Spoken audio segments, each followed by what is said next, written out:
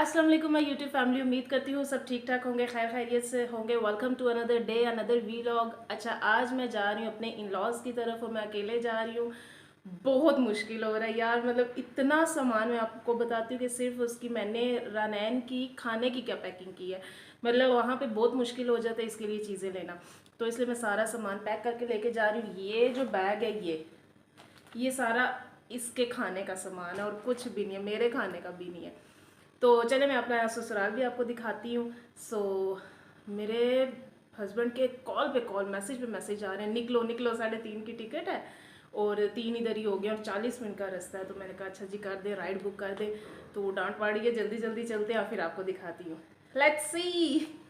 Excited तो मैं बहुत हूँ, वो सिर्फ इसलिए कि मुझे मिलेगा पूरा रेस्ट, क्योंकि रनैन होगी अपने दादकों के पास।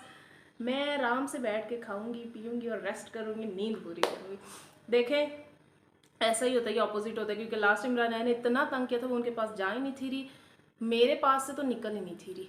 तो अभी मैंने रनैन को भेजा सामने अपने नेबर्स के घर, क्योंकि वो मुझे पैकिंग करने नहीं थी दे रही। तो पैकिंग हो गई है, गाड़ी वाला आने वाला है, तो चलते हैं। ठीक है, तब तक के लिए मेरे चैनल को लाइक कर दे और सब्सक्राइब कर दे। Thank you.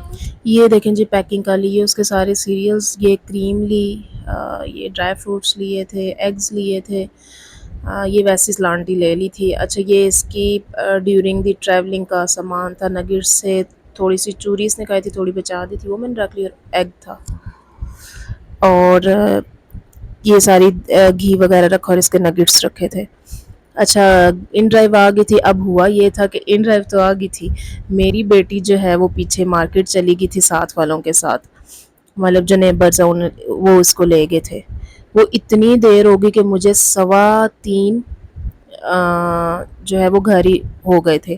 फिर मेरे हस्बैंड गए उधर टर्मिनल पहुंचे, उन्होंने कहा कि सिर्फ 10 मिनट वेट कर जाएं, वो आ रही हैं। मतलब मैं 3:40 पे पहुंची थी और गाड़ी बिल्कुल निकलने वाली थी। यहाँ पे रनैन इतनी खुश थी कि उसको बस बॉटल मिल गई थी और वो खेली जा रही थी। और माशाल्लाह मेरी बेटी ने सफ़र इतना इन्जॉय किया कि मुझे उसने ज़रा तंग नहीं किया, और वो भी इसलिए इन्जॉय किया कि मेरी सीट नंबर थी 7। 7 सीट नंबर थी। ये देखें, ये हम पहुँचे और 3, अभी मैं टाइम भी शो करती हूँ, 3:44 हो गए थे और हम निकल चुके हुए थे।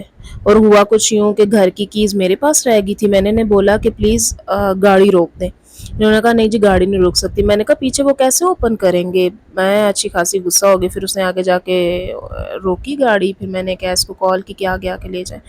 ये रनैन को खाना खिलाया तो मेरी जान जो है वो सो गई थी दूध वगैरह पी के। तो मैंने कहा चलो थोड़ी सी मूवी देख लेती हूँ।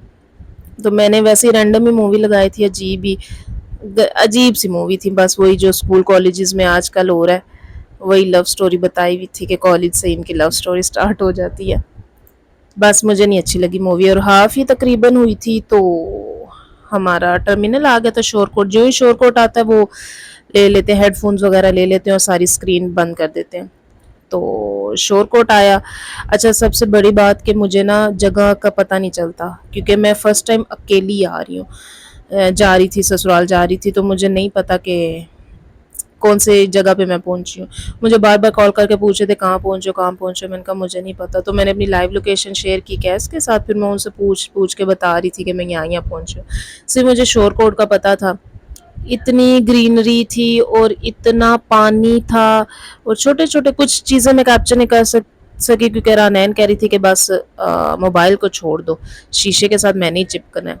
तो वो ये मैं 9-10 पिछली सीट पे आ गई थी, बिल्कुल खाली गाड़ी थी। तो दोनों जब हम खाली थे, सीट खाली थी, तो उसी पे रानैन को लेके मैंने सारा बाकी जो रिमेनिंग सफ़र था, ये यहाँ पे सोई हुई थी, रिमेनिंग सफ़र जो है उसी पे किया। ये मेरा आ गया था टर्मिनल, आ गया था ब्लू स्टैब, जो शोरकोट का टर्मिनल है वहाँ पे।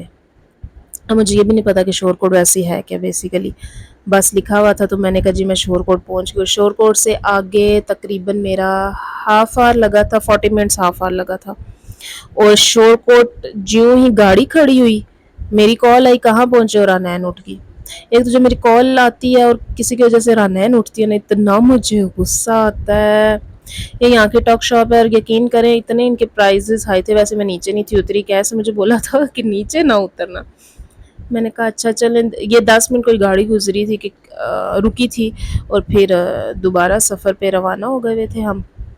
और ये जी जाई जा रहे हैं, साथ ही कॉल्स पे कॉल्स, इसके दादू की अलग कॉल, इसके तायाबू की अलग कॉल, इसके चाचू की अलग कॉल, इसके बाबा की अलग कॉल, सब की। मैं जब अपना घर जाती हूँ ना तो मैं किसी को नहीं बताती मैं आ रही हूँ, क्योंकि मैं कॉल से इतना परेशान होती हूँ ना यार। एक बंदा आराम से जा रहा है, ऊपर से कॉल्स पे कॉल्स। आई नो उनको टेंशन होती है, एक्साइटमेंट भी होती है, लेकिन मुझे थोड़ा गुस्सा आ जाता है।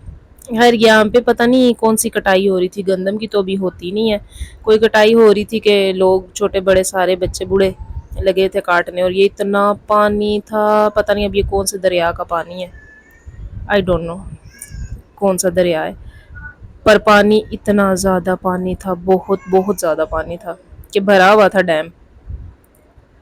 बस यही थोड़ा सा क्लिप था मेरा, और फिर हम घर पहुँचे। घर पहुँचते ही हमें 7:30 हो गए हुए थे। मेरी बेटी अब रो रही है, 7:30 हो गए हुए थे। और आते ही बस खाना खाया। खाना खा के रानैन ने जो खेला, इतना खेला कि मतलब 1 बज गया था, ये लड़की सोने का नाम नहीं थी ले रही। और मेरी, वैसे मेरे साथ होता तो नहीं है कि मैं किसी और जगह जाऊं और मुझे नींद ना आए, लेकिन रात को कुछ अजीब सा ही था, मतलब मैं पूरी रात सही सोई नहीं। और यहाँ पे ना टाइम गुजरता ही नहीं है, सो सो के भी सो जाओ ना, सिर्फ घंटा ही गुजरा होगा।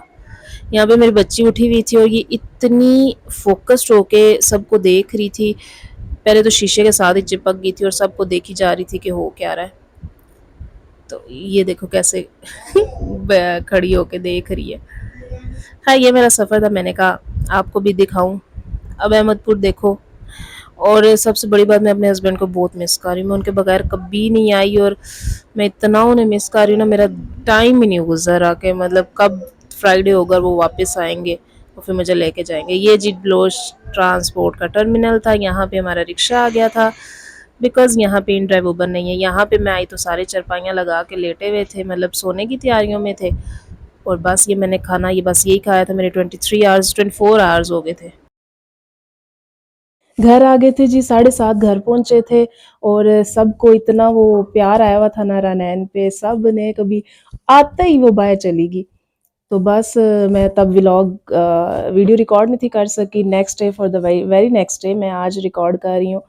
और यहाँ पे अपलोड करना बहुत मुश्किल है, मोबाइल डाटा पे वीडियो मेरी अपलोड ही नहीं हो रही।